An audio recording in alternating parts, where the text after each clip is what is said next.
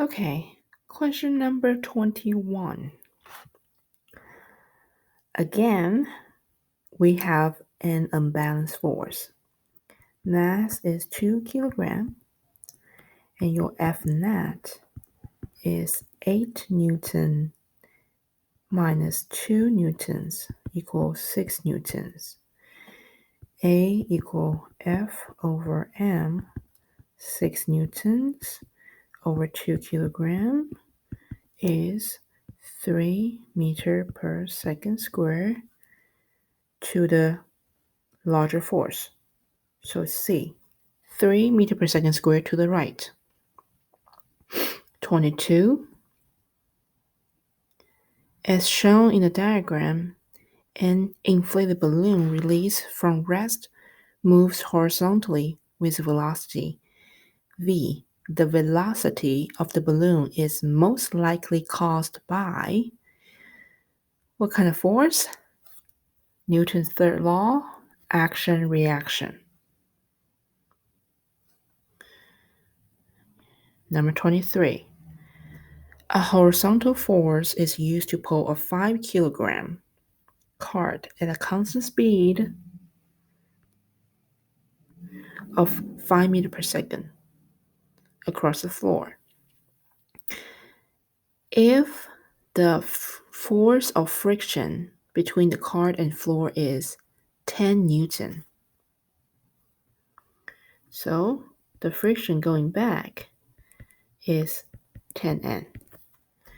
The magnitude of the horizontal force along the handle of the cart is the applied force, since it's at constant speed, so there's no acceleration. Net force is 0, everything balanced. Your forward force will be 10.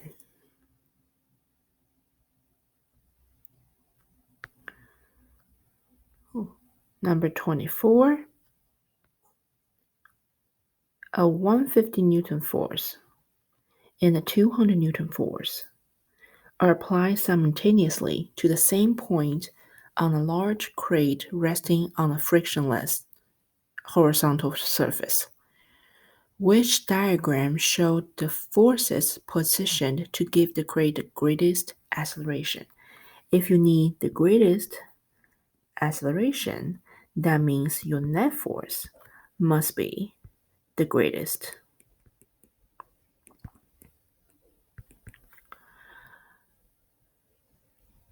So your answer will be A. Once two forces together applying on one direction, you add them up. And then if you add them up, that will be the greatest. B, C, and D, they all work at certain angle or opposite direction of one forces. So it's not going to be as great. Number 25. In the diagram shown, surface B of the wooden block has the same texture of surface A, but twice the area. If force F is required to slide the blocks at constant speed. Again, constant speed with force F. Which force is required to slide the block at constant speed across the table on surface B? The same thing. Again, we have the same question before already. Number 26.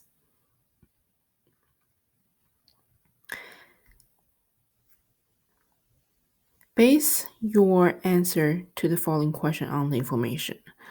A 20 Newton force due north and the 40 Newton force due east act concurrently on a 10 kilogram object located at point P.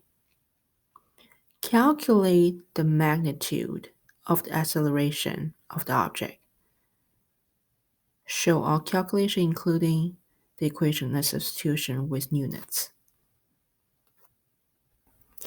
All right, this question, we don't have a net force yet because we have one force going due north going up and one force going to the side.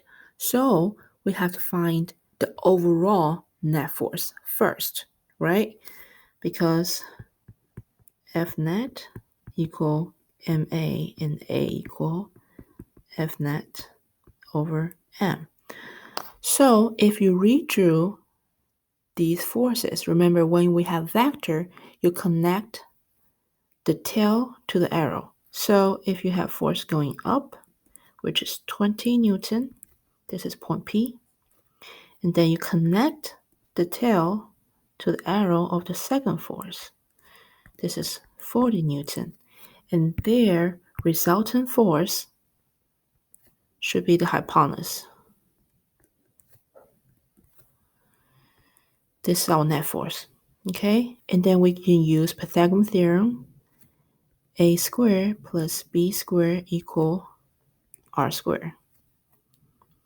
20 squared plus 40 squared equal r squared. So your r is equal to, you round up to 45 Newton. Okay, now you plug in your answer. So A equal 45 Newton over mass is 10 kilogram. 10 kilogram equal 4.5 meter per second squared. All right. Number 27. A 5.0 kilogram block weight 49 newtons sits on frictionless surface. A horizontal force of 20 newton towards the right is applied. 20 newton. And then your gravitational force is 49 newton. There's no friction, so there's no backwards force, nor the air resistance. And also, this is the normal force. So we just did the vector that represent each of the three forces acting on the block. Use a ruler and a scale of 1 centimeter, begin each vector at point C and label its magnitude in Newton. Well, I did not draw to scale because I don't have space. But if you have space, you have to draw relatively, right?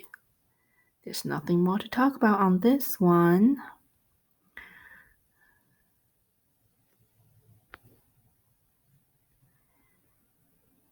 Okay, calculate the magnitude of the acceleration of the block from last question. So, A is F over M. And we already know that F, the unbalanced force earlier, is 20 Newton. And then your M is 5 kilogram. So 20 Newton divided by 5 kilogram is 4 meter per second squared to the right.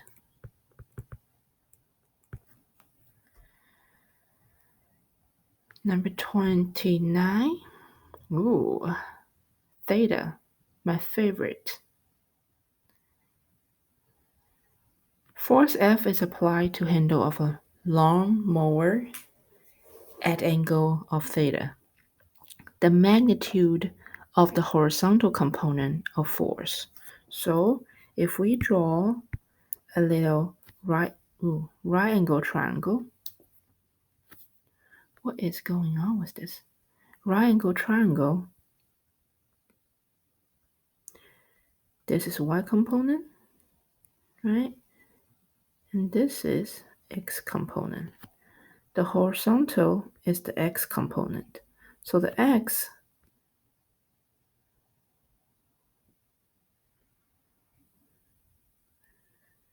component of the force depend on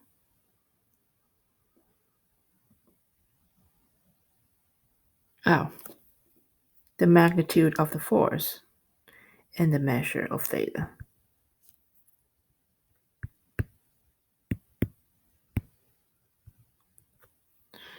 Okay. Remember how you find your theta or x component?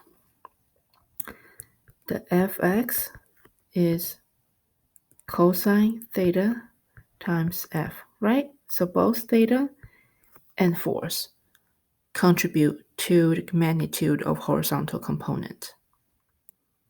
Number 30. The accompanying diagram show a 10 kilogram mass held at rest on a frictionless 30-degree incline by force F. What is the approximate magnitude of force F? So, of course, we have to draw the free body diagram, or to complete the free body diagram. Orange. So, there is no friction. Therefore, there is gravitational force. 10 kilogram times 9.81, or 10 is 98.1 Newton. Okay, and then, of course, we have our normal force, Fn, and we have our x component and y component force from gravitational force. This is Fgy, and then this is Fgx. So here, since we don't have friction, the only downward force, okay, opposite to the applied force here is Fgx. And because the whole block is at rest, so the net force is 0. So F applied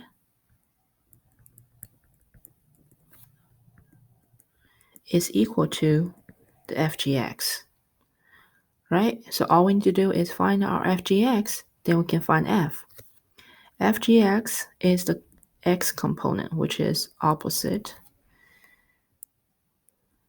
So Fgx equal sine theta times Fg equal sine 30 degree times 98.1. Sine 30 times 98.1 is 49.1. And your answer is B.